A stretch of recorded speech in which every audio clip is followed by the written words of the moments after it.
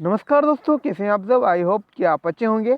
और मैं विक्रम आज लाया हूं आपके लिए 9 दिसंबर 2020 के जो टॉप 5 करंट अफेयर हैं उनके बारे में हम विस्तार से चर्चा करेंगे। तो दोस्तों, यदि आप चैनल पर पहली बार विजिट कर रहे हो तो चैनल को सब्सक्राइब कर दे और वीडियो को लाइक कर दे, कमेंट कर दे, शेयर कर दे। स्टार्ट करते हैं। पहले हम जानेंगे, जो दोस्तों आपको जो फोटो नज़र आ रहा होगा, इसका जो हेडिंग है, ओरछा ग्वालियर शहर को यूनेस्को ने विश्व धरोहर का दर्जा दिया। दोस्तों, जो मध्य प्रदेश में ओरछा और ग्वालियर जो शहर है उसको यूनेस्को ने विश्व विरासत के रूप में दर्जा दिया है। अब जानेंगे इनके बारे में। मध्य प्रदेश में ग्वालियर और ओरछा के ऐतिहासिक शहरों को यूनेस्को को विश्व धरोहर की सूची में अंकित किया गया। राज्य सरकार ने कहा कि यह पुरस्कार शहरी स्थान मूर्तिकला श्रेणी में दिया गया था। इसके बाद राज्य सरकार के जनसंपर्क विभाग ने कहा है कि ये 2 किलेबंद शहर है और पर्यटन विशेषज्ञ खुश हैं कि उन्हें यूनेस्को की विरासत में दर्जा दिया गया। शहर संयुक्त राष्ट्र शैक्षिक, वैज्ञानिक और सांस्कृतिक संगठन यानी यूनेस्को ने इस शहरों को विरासत शहरों के रूप में नामित किया गया। इसलिए अब ग्वालियर और ओरछा की स्थिति बदलने वाली है। यूनेस्को और राज्य सरकार का पर्यटन विभाग एक व्यापक योजना तैयार करके इन शहरों की सुंदरता बढ़ाने जा रहा है। यूनेस्को की एक टीम अगले साल दोनों शहरों का दौरा कर विभिन्न स्थलों का निरीक्षण करेगी। और लास्ट जानेंगे इसके बारे में, दक्षिण एशिया के लिए आदर्श परियोजना शुरू की जाएगी। यह शहर की सुंदरता के बारे में इसे कुछ सुझाव देगा, लेकिन ध्यान रखेगा कि इतिहास न खोए। अब जानेंगे इसके बारे में हम। यह अमेरिका के बाद चीन चंद्रमा पर अपना झंडा फहराने वाला दुनिया का दूसरा देश बन गया। तो जानेंगे इसके बारे में। संयुक्त राज्य अमेरिका ने 1969 में अपोलो मिशन के दौरान चंद्रमा पर अपना झंडा फहराया था।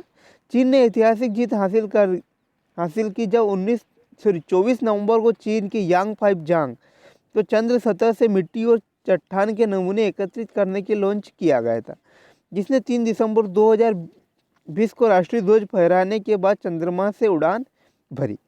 अब जानेंगे हम इसके बारे में, जो है HL2M टोकामक रिएक्टर कृत्रिम सूरज परमाणु संलयन रिएक्टर चीन का है, जिसने देश में परमाणु ऊर्जा अनुसंधान क्षमताओं में एक महान अग्रिम को चिन्हित करते हुए इसकी पहली बार सफलता संचालित किया गया। इसके बारे में जानेंगे विवरण। यह चीन का सबसे बड़ा और सबसे उन्नत परमाणु संलयन प्रायोगिक अनुसंधान उपकरण है। यह सिचुआन प्रांत में मौजूद है। इसे अक्सर पैदा होने वाली प्रचंड गर्मी और बिजली के कारण कृत्रिम सूर्य कहा जाता है। अब जानेंगे ICAR के बारे में। दोस्तों, ICAR के बारे में हम जानेंगे कि सुर्खियों में क्यों है। ICAR को साल 2020 में राजा भूमिबोल विश्व मृदा दिवस पुरस्कार के रूप में सम्मानित किया जाएगा। भारतीय कृषि अनुसंधान परिषद, Indian council of agriculture research ने प्रतिष्ठित अंतर्राष्ट्रीय राजा भूमिबोल विश्व मृदा दिवस पुरस्कार 2020 जीता है। यह पुरस्कार खाद्य और कृषि संगठन FAO द्वारा प्रतिवर्ष प्रदान किया जाता है। यह पुरस्कार ISR को विश्व मृदा दिवस के अवसर पर 5 दिसंबर को प्रदान किया जाएगा। ICAR इंडिया का आधिकारिक तौर पर यह पुरस्कार जनवरी 2021 में बैंकॉक में एक कार्यक्रम के दौरान थाईलैंड के रॉयल हाइनेस प्रिंस महाचक्री सिकिंदोर्न द्वारा प्रदान किया जाएगा। ICAR को क्यों दिया जा रहा है पुरस्कार? तो ICAR को 2019 में विश्व मृदा दिवस समारोह में स्वस्थ मृदा के महत्व के बारे में जागरूकता बढ़ाने के लिए अपनी प्रतिस्पर्धा के लिए पुरस्कार सम्मानित किया जाएगा, जिसने stop soil erosion save our future यानी मिट्टी के कटाव को रोको हमारा भविष्य बचाओ के तहत मिट्टी के कटाव की समस्या को संबोधित किया था। इस कार्यक्रम का आयोजित भोपाल स्थित भारतीय मृदा उच्च संस्थान द्वारा किया जाएगा, जो उच्च शिक्षा के लिए एक स्वायत्त संस्थान है, जिसे भारतीय कृषि अनुसंधान परिषद की छत्रछाया में स्थापित किया गया। पुरस्कार के बारे में हम जानेंगे। राजा भूमिबोल विश्व मृदा दिवस पुरस्कार की शुरुआत साल 2018 में विश्व मृदा दिवस के समारोह पर आयोजन करके मृदा के बारे में जागरूकता बढ़ाने वाले सफल एवं प्रभावशाली व्यक्तियों या संस्थानों को सम्मानित करने के लिए की गई थी। अब यह पुरस्कार जो है थाईलैंड द्वारा प्रायोजित है। आने वाली परीक्षाओं के लिए इसके महत्वपूर्ण तथ्य जानेंगे। खाद्य और कृषि संगठन के प्रमुख क्यूयू डोंग्यू और खाद्य और कृषि संगठन मुख्यालय रोम इटली में है। खाद्य और कृषि संगठन की स्थापना दोस्तों हुई थी 16 अक्टूबर 1945। इम्पोर्टेंट है। अब जानेंगे पीसीबी यानी कि श्रीलंका करेगा वर्ष 2021 एशिया कप की मेजबानी। इम्पोर्टेंट क्वेश्चन दोस्तों यहाँ पर, श्रीलंका जून 2020 में होने वाले एशिया कप की मेजबानी करेगा, जबकि पाकिस्तान ने वर्ष 2022 में टूर्नामेंट का आयोजित करने के मेजबानी अधिकार हासिल किए हैं। तो निर्धारित कार्यक्रम के अनुसार इस टूर्नामेंट को 2020 में पाकिस्तान द्वारा आयोजित किया जाना था। हालांकि कोविड-19 महामारी के कारण इसे स्थगित कर दिया गया। अब इस आयोजन को जून 2021 तक आगे बढ़ा दिया गया है, जिसमें श्रीलंका ने क्रिकेट पीसीबी में से होस्टिंग अधिकार लिए हैं। इसके एवज में पीसीबी को 2022 संस्करण के लिए मेजबानी के अधिकार मिल गए।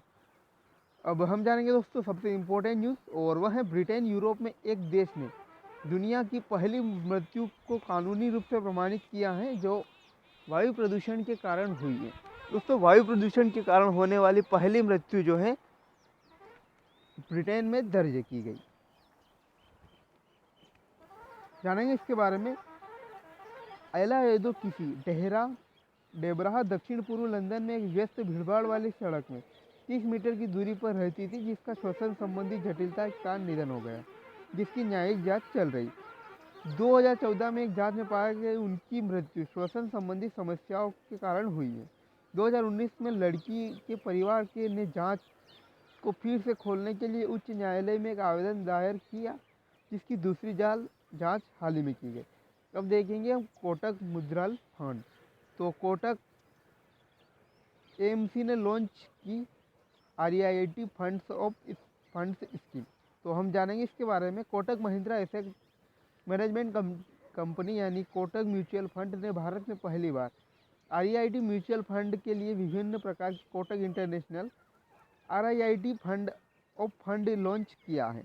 REIT का पूरा नाम रियल इस्टेट इन्वेस्टमेंट ट्रस्ट है।